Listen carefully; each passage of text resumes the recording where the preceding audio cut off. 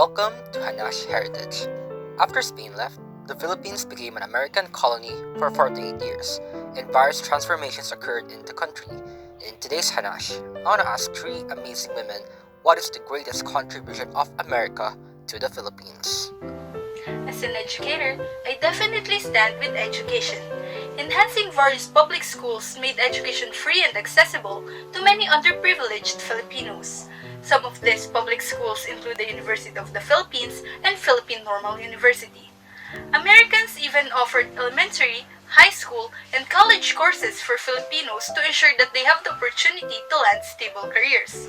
Moreover, when Thomasites built classrooms in different provinces, it was beneficial for Filipinos because it allowed people from remote areas to become educated even at an elementary level only. Also, in 1903, the literacy rate was only 44.2%. This rose to 49.2% in 1918 when a second census was taken. Overall, I think a reformed education is their greatest contribution because without transforming its systems, greater social inequalities would exist and even scientific researches would not occur if not for that. As for me, I work in the Congress, and I think it's their political system that should be highlighted. The American regime recognized the equality of men before the law and the right of every man to all the freedoms. This is why we are not only called a Republican country, but also a democratic one, because our political system must be centralized for servicing the people's needs and struggles. In another sense, the American policymakers saw the Filipinos who are educated as the most capable of political leadership. But at the same time, the Americans believed that these elite officials still needed tutelary guidance and discipline. So they built a hierarchical system of supervision and surveillance in the state apparatus. As a result, the elections were closely safeguarded through complex procedures and rules and were monitored by American watchmen. This is why I think that the political system is the best influence of the United States to the Philippines, because it was principled for the people and ensures due process and free choice in selecting good leadership.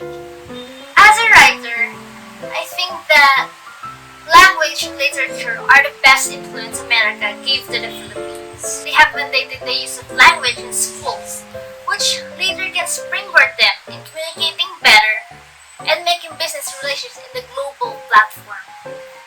It also expanded the vocabulary of some Philippine words by borrowing an English word that have no equivalence to Tagalog word. Also, Filipinos were now given more freedom to write new literature, and they can use between Filipino and English in writing them. By 1935, many Filipino writers in English distinguished themselves in poetry, plays, short stories, and essays, and even brought it in the international stage, like New Yorker in Tondo and Walang Sugat.